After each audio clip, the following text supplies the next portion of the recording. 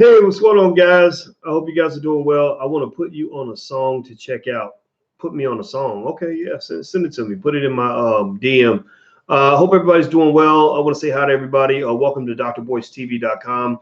This is the home for intelligent Black people. So I want to make sure that we announce that in this show, our number one goal is to wake our people up. You know, we are sounding the alarm to get Black folks to wake up and smell the racism and to wake up and smell your potential. And also, if you are a white supremacist, a punk, or a crybaby, or if you don't believe in the infinite potential of Black people, then this is not the place for you. If you're not into intelligent conversations, then you definitely want to get the fuck out, because we're only going to hurt your feelings, because I know it makes your little brain hurt when we expand your thinking. So to all my intelligent Black people that are in here, I want to say hello to everybody. Please shout out your city. Please shout out your city. Very important. Shout that out. I want to say hi to Keith and Nairusiri. I can't pronounce it right. I'm so sorry. Forgive me. Cozell and Fresh. What's going on? Let's see. I see Stokeville, Wiser, Dapper Dan, B. Jenkins. How are you? The Alkebalan Trust. Yes. I love it. Tells us that it's possible he was and is hip hop police. Oh, you're talking about Tekashi 69? Yeah. You guys, I love to talk about things that stimulate my thinking, because you will be amazed at this. Look, you guys know my background. I've been a finance professor for 25 years. So I've been teaching college students since 1993, actually, when I was 22 years old. That was when I taught my first college class. Half my students were older than me. It was kind of crazy. But one thing I've learned over time as a person who, got way too much education, I did all the formal school training and all that, is I learned that actually the best university in your life is all around you. It's the world, the universe. God built your Harvard University for you when you were born. So there's so many areas where you can learn lessons about life just by watching, observing, analyzing, breaking things down. When I look at the Tekashi 69 thing, I don't see what everybody else is seeing. Everybody else sees the obvious, like, okay, this dude was, I guess, connected with the 9 Trey Bloods. He was a rapper. He made a lot of money. Now he's snitching. He's breaking code. People are pissed. He's telling everybody. That's easy to see, right? That's very simple. What is interesting to me are the nuances and the life lessons. And one of the things I encourage anybody to do, if you're trying to really be smart about this game and really trying to understand life, like if you want to play chess and not checkers, is try to look beneath the surface and try to see what else is kind of happening that gives you more information about the dynamics of how the world works. And so actually, as we jump into this, please hit the thumbs up button. If you haven't hit the thumbs up button, please hit the thumbs up button. Also share, subscribe, hit that notification bell so you'll be notified every time we go live. That's very important. Hit the notification bell. All right. So first of all, I want to shout out David Kays out of London. Good to see you. Newark, Delaware. I see that's Lori Trashman from Flint. Perspective is from Dallas. Yes, we'll be in Houston this week for the All Black National Convention. That's allblacknationalconvention.com, allblacknationalconvention.com. A lot of brilliant people will be there. Come check it out. Anyway, I see a whole lot of people that are from all over the world. I see Casey Mo from Mello. Sorry about that, not KCK. I know there's a difference in KCK and Casey Mo. DC, Chicago, Derek and Trev, how you doing? All right, congrats on the engagement, says Zachariah. Thank you so much. I appreciate that very much. And I see you out of Buffalo and Santa Ana, California. All right, so here's what I'm gonna go into, right, with Tekashi 69. In case you don't know about Tekashi, give me a yes or no if you're familiar with the case of Tekashi 69. Just shout out, just say yes or no or something like that, so I'll get an idea of how many of y'all need to be briefed a little bit. I'm gonna give you a little quick briefing, but basically Tekashi 69 is this dude who looks, he's considered to be the world's biggest rat, and he actually looks like a rat because he got this multicolored hair, these crazy teeth would look like chiclets are in him. I think now that he's gone from being Tekashi 69 to being Daniel Hernandez, like where he's enunciating his name. My name is Daniel Hernandez. Yes, sir. That's spelled H-E-R-E-A. Excuse me, Mr. Hernandez. Can you scoot back from the mic? Oh, yeah, yes, sir. Yes, sir. That's H-E-R-N-A-N. Right? Like it's real interesting to see when keeping it real goes wrong. When you so gangster that now they made you into a puppy dog. Because ain't nobody more gangster than the federal government. I'm just sorry. Like that's the epitome of gangster. You want to see, the biggest gangsters in America. It ain't the mafia. It ain't Crips or Bloods. It ain't some gang on the south side of Chicago. The biggest gangsters are the police, the LAPD, the NYPD, the Chicago PD, and the feds. The feds are the biggest gangsters in the history of the world. And so if you go up against that clique, that gang, you better come strapped, because if you don't, the consequences are unbelievable and overwhelming. So anyway, so Daniel Hernandez, we can't call him Tekashi 69 anymore. I guess he lost his street cred, so he's now he's like a modern day mixture between a Suge Knight, Vanilla Ice type situation, with a little more punk and a little more prep school boy in him. Because Suge Knight was a little older, you know, he was in his 20s, late 20s, you know, right? But it's kind of a similar thing to Death Row Records, you know, kind of where we fall for the okie doke in terms of what hip hop became. You know, somebody took hip hop, and it wasn't us. Somebody took the beautiful culture of hip hop and they gangsterfied it. They made it into a joke. They made it into a caricature. They made it into where you became cartoon characters. And Tekashi was the ultimate cartoon character. He had those big multicolored teeth, and he would always be like, you know, showing you his multicolored teeth. He had this crazy colored hair. He had tattoos all over his face. So he was really a minstrel show, right? He was a minstrel show, right? He knew this, and he knew what he had to be. How do I know this? Well, if you listen to Daniel Hernandez in court telling his story, they're like, so Mr. Hernandez, have you ever had a job? Yeah. I used to work as a bus boy at this restaurant, and we used to bus tables, and I did that for about a year and a half. And then so Mr. Hernandez, when did you start making music? Well, I had met this guy who told me that, you know, we could make music and da-da-da. Well, what kind of music did you make? Well, it was like rock and roll kind of rap. It wasn't what he was doing now. It was a different kind of music. And so, you know, he talked about the tour. So where'd you go on tour, Mr. Hernandez? Well, we went to Uzbekistan and the Ukraine, and we went to Poland and St. Petersburg, Russia, right? You know, he's politely giving the feds all the information they need, because the feds don't really play. Like the feds, if you decide to cooperate with the feds, then they are literally going to stick a gigantic stethoscope way up your ass. And if you miss one detail, like if they say, Mr. Hernandez, what is your shoe size? And you say, it's 11.5. And they find out that you really wear a size 10.5. Then they're going to put a size 13.5 up your ass. They will give you extra years in prison. The feds do not play, you know. So that's why I feel so sorry for these guys, because you know, we see guys go into those situations like him, and he's also the second coming of Bobby Shmurda. I don't know if y'all remember, Bobby Shmurda was also out of New York, who was also doing videos, you know, toting guns and being gangster, who also got years in prison. And he also, like Tekashi or like Daniel Hernandez, they didn't really have good mentorship. They didn't have a father. Neither one of them had a father. Bobby Shmurda rapped about how his father was locked up in the pen. And I remember when I saw Bobby Shmurda at Epic Records, you know, and they had him dancing on the table like a monkey. Like, I don't know if y'all remember that, but he was really looking kind of ridiculous. But he felt like he was winning, because he had the record deal. He's like, I'm winning. He's like, you know, looking like I'm making money. I'm doing the shmoney dance, right? Like, you know, like, and they don't understand history. They don't know that there's a 300-year history of black men acting like buffoons in front of white people in order to get money, right? You ain't the first one to get money for coonery. Coonery is as old as prostitution and cockroaches. Like, it's been around since forever. So he's getting all this money, all the shmoney, as he called it.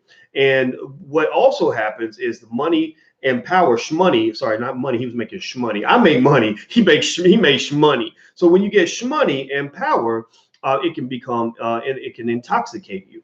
It can intoxicate you. You know, it's like a drug. You know, money affects the same region of your brain, as according to Professor Andrew Lowe at MIT. Money affects the same region of your brain as cocaine and sex and chocolate. Right. So imagine somebody gave you a big pile of cocaine with some vagina on top, or penis, whichever one you prefer, and some chocolate to go with it.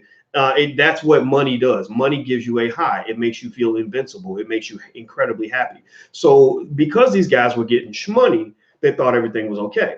Now, here's the thing, right? This is where OGs are important. This is where having a father figure is very important. This is what these poor young men did not have.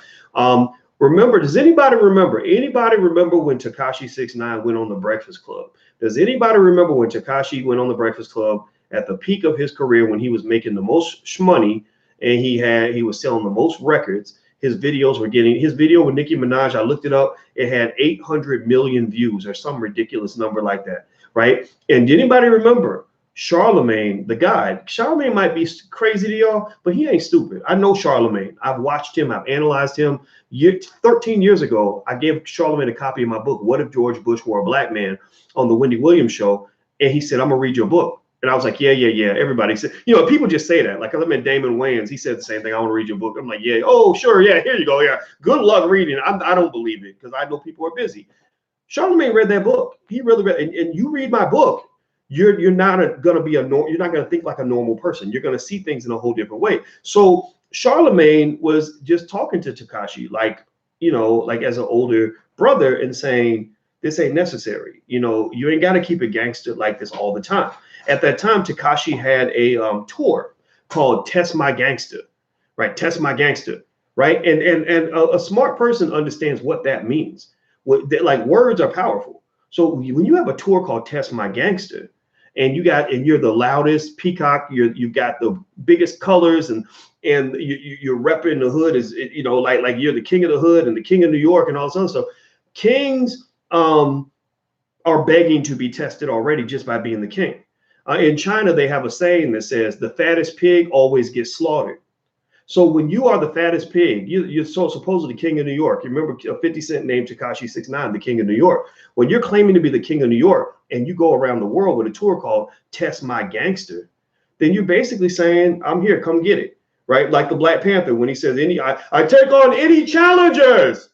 Well, if you take on any challengers, you better be ready for that challenge. And I don't think Tekashi was ready for that. I don't think he understood the gravity of the world that he was creating for himself. Like I had a girlfriend 25 years ago who said something to me like, she said, well, if you keep rapping about flowers, eventually somebody gonna bring you some roses, or Jay Prince, who would rap a lot, said, if you keep campaigning on this gangster shit, you're gonna eventually get elected. Or he said something like that, right? So here's my point with Tekashi. Here's where I was really thinking about this, because my father could be defined as a thug. If you talk about young thugs and dudes just kind of doing some things that can't be repeated on video. My father is not he's done things and he's told me stories, and they've been very interesting stories. I don't think Tekashi was ready for that. I really don't. And what I also notice is that people who've really been through things, when they see somebody just talking and inviting that lifestyle, they're usually the ones who are the quickest to say, are you sure that's what you want to do? Like when George Bush was president of the United States, he wanted to immediately go to war. And all the generals, or not the generals, but all the politicians were like, yeah, go to war. Let's bomb them. Let's go kill them. Let's go get them, whatever. But the soldiers in the room, like Colin Powell, who was a veteran of several wars, who had put his life on the line, he was the one that did not want to go to war. Usually people who have been to war, they know how serious it is. So they're the ones who will warn you not to go to war. The people who've never done it, or the people who aren't going to suffer the consequences, are the ones who are always quick to have an itchy trigger finger. So I think that Tekashi was getting good advice from Charlemagne and DJ Envy that, that this life that you're asking for may not be good for you. And it's definitely not good for the community and all these young people that are copying off of you. Right. Hip hop is hugely influential. And so, because you see that's why corporations pay rappers millions of dollars. So they say, hey, wear my shirt, wear my shoes, wear this hat. They pay them that money to do that because they know that rappers are the original social media influencers, going all the way back to Run DMC. When Russell Simmons, who was one of the original visionaries in hip hop, saw how influential Run DMC was, he wanted to get Adidas. They made that song, My Adidas. Y'all remember that song? And he wanted to get Adidas to do an endorsement deal with Run DMC. So what he did was he brought an Adidas exec to the concert, and he taught, he wanted to show. He said, I want to tell you, I want to show you. And he had Run in the stadium with 50,000 people in it. He said, I want you to tell everybody to take off one of their Adidas and hold it in the air. And he said, everybody take off your Adidas and hold it in the air. And they saw tens of thousands of people holding their Adidas in the air because they all bought Adidas because Run DMC told them to buy Adidas. And that's when they got a deal with Adidas. That was the first of many shoe deals, going all the way up to recently, where Kanye West just made $150 million from selling those Air Yeezys. He's wearing a MAGA hat, but it don't matter if we hate him. Around the world, those Air Yeezys are selling. He sold $1.5 billion worth of shoes. That's where he got his money. He did not get his money from rapping, even though he's still a brilliant artist. Now, with that said, Charlemagne and DJ Envy, I believe they understand all that. And they were trying to warn him, and he didn't want to listen. And I kept hearing him say, where's the loss? Where's the loss in the charts? Where's the loss in the charts? And basically, so that translates to, you know, look at me. I'm at the top of the charts. I ain't losing. I'm winning. I'm winning. And that's what I call one-dimensional analysis. Like, I'm a mathematician. That's one-dimensional analysis is when you're looking at one variable, when you're playing with a multivariate situation. You're playing with a situation where there's many factors that will determine your outcome, but you're looking at one. And money does that. Money tricks you into looking at one thing. I'm getting money, so I'm winning. I'm at the top of the charts, so I'm winning. And you got all these other factors, you know, your health, your mental health, your physical health, your safety, your family safety, your long-term future, all these other factors that are at stake, but you're not thinking about any of that because you get money. You're getting shmoney, so you think that that's like why you're winning. And they were saying, no, you're not winning. Like this is going to come back to get you. And so fast forward a year later, now you have the situation that you have right now. And so a lot of thoughts went through my head as I was watching this kind of go down, because, you know, this is sad because the older you get, the more you see this happening over and over and over again. It's going to happen to somebody else. There's some other kid who's 15 years old in the hood, you know, who's hungry, who's trying to find a way to get ahead. He's gonna, you know, make a song. It's going to go on the internet and go viral. He's going to get signed by some older person who cares nothing about him, somebody from Epic Records or somewhere, like they did Bobby Shmurda, and they're going to put him out there just long enough to make money from him until he's dead or in prison. And you know, because the thing about hip hop that's also interesting is that not all hip hop, but there's some segments where it just makes you stupid. It makes you snitch on yourself. Like rappers, not all rappers, the smart ones don't do this, but some of these rappers is amazing to me how they will just give you details of all of their crimes. Like, on a video, all right, like you will rap about who you killed, when, where you put the body.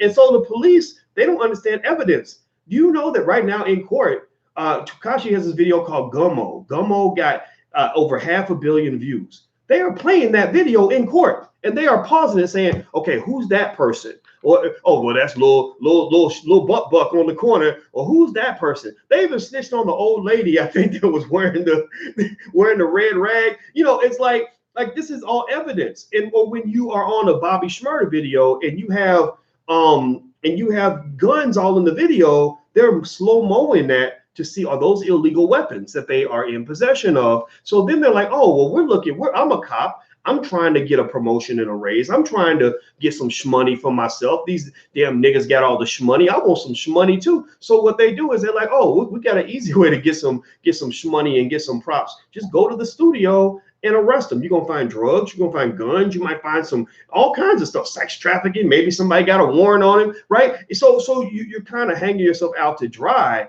And ultimately, it just puts you in this crazy situation. So it's not so much about, you know, a lot of times y'all might hear me talk about wealth management, but y'all understand wealth management is equivalent to life management. That if you don't manage your life, then you're not managing your wealth.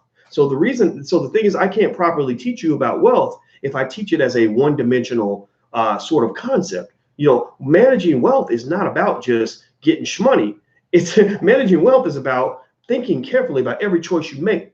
It's about thinking carefully about every person that you spend time with. It's about thinking carefully about who you marry. It's about thinking carefully about how you take care of your health. It's about thinking carefully about every strategic move you make, because you make the wrong move, the next thing you know, stars. Here's the thing. Tekashi 69 was a star, right? Biggest star in all of Hollywood.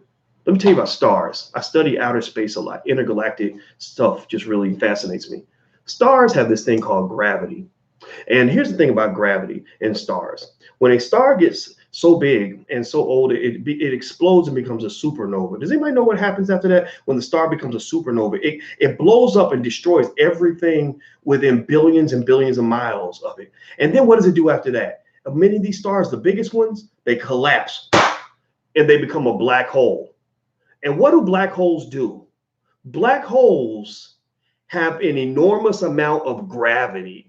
Black holes suck in everything within a trillion miles of that hole, within trillions and trillions of miles. You know, and so effectively, when that star goes down, if you're rolling with that star, you're gonna go down too. If you are revolving around that star in the star's orbit and gravitational field, The same way people follow around the little rappers, you part of the entourage, you think it's great and it's cool. Like, oh, I'm friends with Tekashi 69. Remember, I told y'all money and power it inebriates you. It is seductive as fuck. So you're hanging around. I'm hanging with Tekashi 69. I'm about to become famous. I'm a big deal. Everybody's talking about me on the internet, right? We got 10 billion followers, right? Next thing you know, Tekashi is the star. The star explodes, becomes a supernova, collapses into a black hole, and you get sucked down with the gravity of that collapsed star. Even other stars get sucked into the gravity of the collapsed star. Look at Cardi B and Jim Jones, and he's snitching on everybody. I think Snoop Dogg, I think he mentioned Snoop and a bunch of other people. Michael Blackson, the comedian. I mean, this man snitching on everybody, right? So the point to all of this is that just like in the universe in which you live, you got stars, you got planets, and you got moons, right? And the bigger the object, the greater its gravitational field, the more other celestial objects rotate around that thing, right? And so a lot of times we're attracted to big shiny things, big shiny people. You know, people that we think are cool, people we think are important, people we think are rich and powerful, and we believe that getting into that orbit is the best way for us to get some shine, right? Planets only get shine when they orbit a star, right? Planets can't get their own shine. Right. So a lot of us will get next to a star so we can get some shine without understanding that that star might collapse into a supernova or a black hole and suck us in. So with Tekashi, he's sucking down everybody. He's taking down everybody. Right. So ultimately, and here's the thing, though, I believe a lot of smart people saw this coming. I believe a lot of people, you know, and I know I saw some things. I said, this ain't going to last. I said, this dude's going to end up dead or in prison at some point. You know, you're doing all these videos where you're snitching on yourself. You're showing off every gun you got.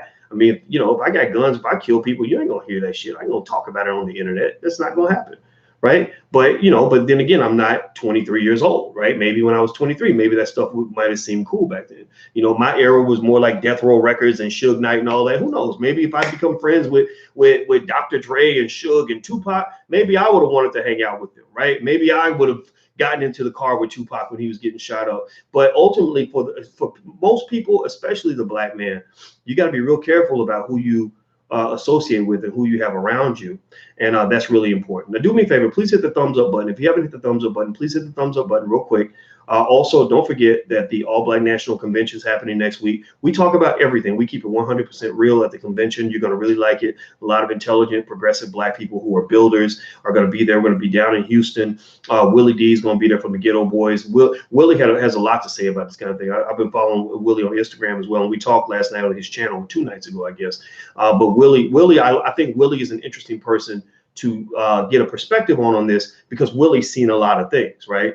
And Willie, you know, has not just seen a lot of things, but he's been around a lot of things as a result of the fact that, you know, being the head and pretty much the mastermind behind the Ghetto Boys, you're just attracting a lot of interesting kinds of energy, right? And so Willie, I think people like that, the benefit of having a Willie D around in the community, and I'm glad he has a big platform, is because you need OGs out there to replace the fathers and uncles that these young kids are missing. You know, I have lots of young guys that come and tell me, like, you're like the father I never had, the older brother I never had, the uncle I never had. I like that. I embrace that, because I know that men need fathers. If men do not have fathers, then men do dumb shit, because they don't know. Nobody's there to tell them, like, that's stupid. Don't do that. You know, my father, I was lucky. My father was like I said, my father was a little bit of a thug. I ain't gonna lie. He's killed people. I will just say that. And you know, and there will be times when he will be like, that's really stupid. Like, don't do that. Like, what the hell? What the fuck is wrong with you? And it seems kind of harsh. It seems kind of mean, but it's beneficial, because sometimes young men need that. Young guys need to be dominated. I think that's why Tekashi gravitated to 50 Cent, because he thought maybe 50 Cent was like a surrogate father. But these people, you know, unfortunately in the entertainment industry, I don't think everybody has your best interest at heart. So I think, you know, this guy got caught up in a situation that he couldn't get out of, and now he's trying to get out of it by making himself literally the most infamous snitch in the history of America, You know, but my, you know, I guess I feel sad for everybody involved in this nonsense. But anyway, don't forget, oh, the convention. If you want to learn about the convention, you can go to allblacknationalconvention.com. That's allblacknationalconvention.com. Also, we have intelligent conversations at blackenough.com. That's our social media platform. It works a lot like Facebook, so feel free to go join blackenough.com if you want to be a part of our Facebook. It's better than Facebook. Here's another thing that my dad used to tell me that made me think, that I thought about when I saw Tekashi go down. It made me think about the people that trusted him, right? A lot of people that trusted him because he was the big star, he had the big gravitational field. A lot of times when people are wealthy and powerful, we tend to trust them quickly because we think that that person is automatically good and trustworthy. Men, actually, studies show that men, for example, we tend to trust beautiful women because we think, you know, think about it. The easiest way to fool a man, ladies, is to, you know, show him a little ass or smile at him real nice or whatever. Men will just melt and do anything for you. Well, for women, it's also, and just people in general, if a man has a lot of money and a lot of power, he can lure people in and get them to trust him more than they would otherwise. Like Jeffrey Epstein is a great example. Epstein, I believe he was an agent for Israeli intelligence, Mossad. I believe he worked for Mossad. I believe his job was to use the billionaire playboy role to pull in, you know, influential people, get them to trust him, and get them to do things that would compromise them later. They would he videotaped everything, he documented everything, he kept all these records. I believe he did it because there was a blackmail operation.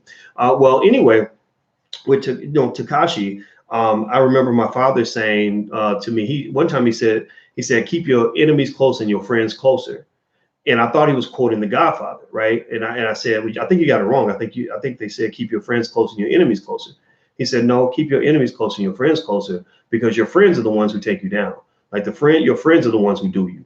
It's not your enemies usually, because your enemies, you know, it's an enemy. You keep the enemy away. Your friend is the one who gets right next to you, who can then shoot you in your neck, right? The enemy got to snipe you from a distance and you watching your back. Your friend gets right up in there and just puts that knife right in your gut, right? And so I thought about a couple examples. One time there was this guy who was in the mafia. It was one of those true crime stories type things. And so there's a young guy in the mafia who was really close with the boss. The boss kind of treated him like a surrogate son or whatever. And but the guy got out of line. He did some stuff that the boss didn't agree with. He didn't want to, I don't know if he killed somebody he wasn't supposed to kill or whatever. And the boss was like telling him, like, stand down, slow your roll. Well, this dude, got up, in the boss's face and was like, I don't care, I don't give a fuck, blah, blah, blah. And the boss was patient with him because he cared about this kid. He liked him, right? He didn't want to, he wasn't going, he let him, say a little bit more than he'd let anybody else say. But then there's a point where the guy like cusses the boss out and pushes him.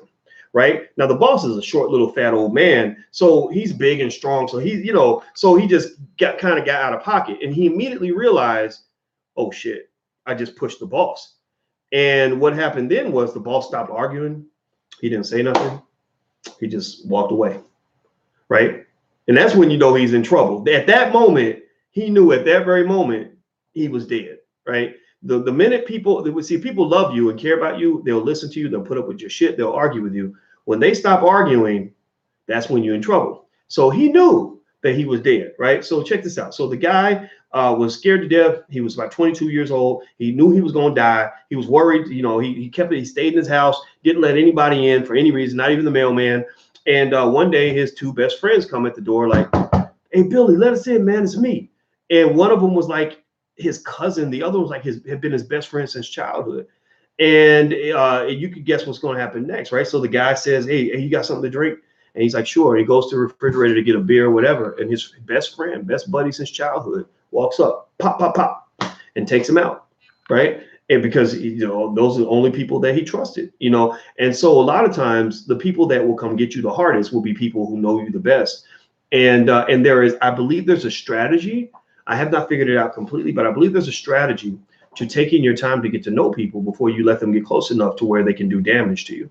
I have not mastered it because I've let people get close to me and I have dealt with some heated consequences. Like through my life, through my journey, every year my profile gets a little bit bigger, right? Every year, you know, more and more people know about me, more and more people are coming through the door. I don't really let a lot of people get close to me, but you know, you're learning, you're evolving. There's a new game that has to be played every 2 or 3 years in terms of understanding what it means to be scrutinized by that many people. Like, you have no idea what it's like to have people come to you with bullshit on the internet, where people are making things up, where things, you know, they're literally saying things that aren't true, and you want to respond to all that, but then you realize you can't do that. You can't respond to everybody who's talking shit about you, right? So but here's the thing though, you know, in terms of understanding certain things, there are some dynamics I figured out. So let me give you an example. This is real life. This is me sharing, you know, like, if you think this is game and you think this is beneficial to you, this is the best I can do to help you in terms of giving you insights into something you might want to think about. One of the most important decisions you make in life is who you choose to marry, who you choose to date. If you marry the wrong person, they can destroy you. If you marry women, ladies, you marry the wrong man, you might end up in a casket. I have friends who've ended up dead because they married some weak ass man who was hyper jealous or whatever. Same thing. Men, usually the men don't get beaten up or killed by their wives, but they get like socially castrated. The woman will blast them in public, take all their money and fuck them over, whatever, right? So you got to be careful about who you pick to date. So I've always been really careful, very selective about women I would allow into my life. I've always liked black women, and you know, a good, sexy, intelligent black woman, I ain't gonna lie, that's always been a weakness for me. Not a weakness to the point where I would do dumb shit, but to the point where I'll be like, so tell me more. Tell me more about whatever boring shit you were just saying, so I can just sit here and look at you for a while. I'm kidding. I'm joking. I'm not disrespectful like that. But you know, you're heterosexuals. You know, it's life. Like, people do what they do. I was a single man. I could do what I wanted. And so there was this one lady that I liked. I thought she was the prettiest thing in the world. And I saw her on social media, and I see her post every now and then or whatever. And she had an ex. And one day. And so I'm thinking, she's single. Okay, let me just sit and watch. I'm a scientist. I'm analytical. So I'll just sit there. I might watch for 6 months before I even say anything, because I want to make sure I'm not going into a dumbass situation, right? So one day, check this out. One day, like Maya Angelou said, when people tell you who they are, you need to believe them. So one day I guess she was pissed off at her ex, and she just goes off on this long ass post on her Facebook page and does this video basically telling you every shitty thing that her ex ever did, like blasting him like nobody's business. And at that moment, I was like, thank you, thank you, thank you. You helped me dodge a bullet. Because one of the things I really believe, and this goes back to Tekashi 69, is that there is something about people who will rock with somebody hard one day and then go and betray everything, every commitment they ever made the next day. Like, literally, if you rock with somebody like crazy, you know, on Tuesday, and then you're trying to convince me that that person's the devil on Friday, like, that tells me that something ain't right with you. That makes you look as bad as them, because I'm sitting there thinking, okay, I get it now. You know, you're mad. When you were cool with them, you loved them to death, but now that you're not cool with them, you want to kill them. Well, that rule pretty much applies to everybody. You know, so you should watch out for people who do that. It's no different from somebody saying, you know, if I really like you, I'm really cool with you, but if you make me mad, I'm gonna shoot you in the head. I'm gonna kill your whole family. Like, would you want to be friends with somebody like that? No, you don't. You don't want to be friends with people that are that volatile, because smart and strategic people understand that the way you talk about your former friends is a reflection on you, right? So, for example, I have a lot of former friends that I used to work with that I was very upset with, that I get in private with Alicia. I'll be like, that son of a bitch, that motherfucker, I don't trust that, you know, whatever, right?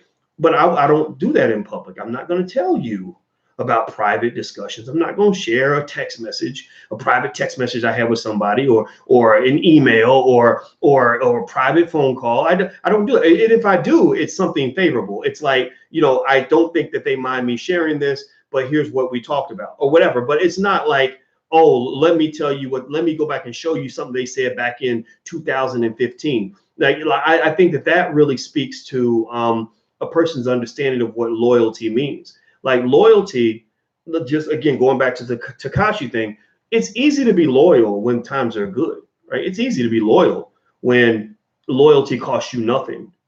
Loyalty is not built for fly-by-night motherfuckers. Loyalty is built for people who understand what loyalty means.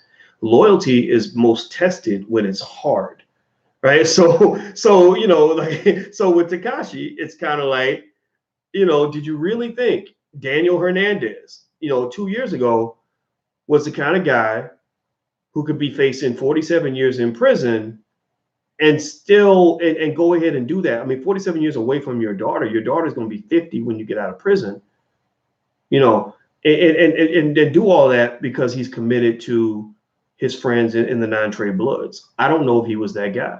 You know, I don't think he's that guy. So ultimately, I will say at the end of the day, you got to look at people and look at how they operate.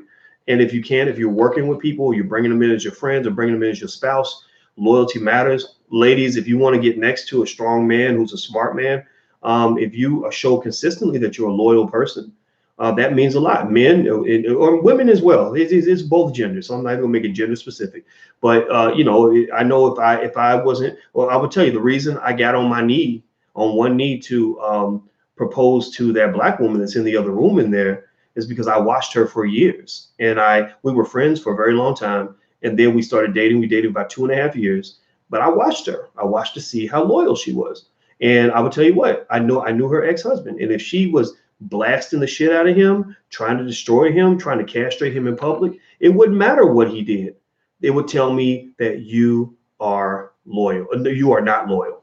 And if you're not loyal, I'll be your friend, but I'm gonna be your friend at a distance, because you don't get top security clearance without going through some protocols. Some of y'all give people, like in the government, they don't give you top security clearance unless they're sure that you're completely loyal to the United States government. So in your life, don't give people top security clearance just because she got a big butt and a smile.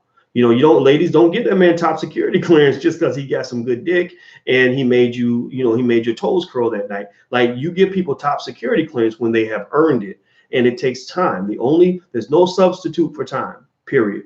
So that's my 2 cents. That's my honest perception on the whole Tekashi 69 thing. I wasn't talking about it just from a gossipy standpoint. I'm not interested in that. I talked about it from a real life standpoint. You know, there's a lot of you who have gone through situations where you've been betrayed by your friends. You've gone through situations where things didn't work out. You've gone through situations where maybe you were attracted to something that was big, bright, and shiny and beautiful, and it turned out to be bad. Well, you know, you'll join the club. We all fall for that. But there are ways to be smart about these moves, and it's very important, because if you don't manage your life right, you'll never have any wealth. You'll never build an empire. You'll never be able to keep that thing together. You'll never have anything, because you'll let somebody in and they'll come in and they'll just steal all your shit.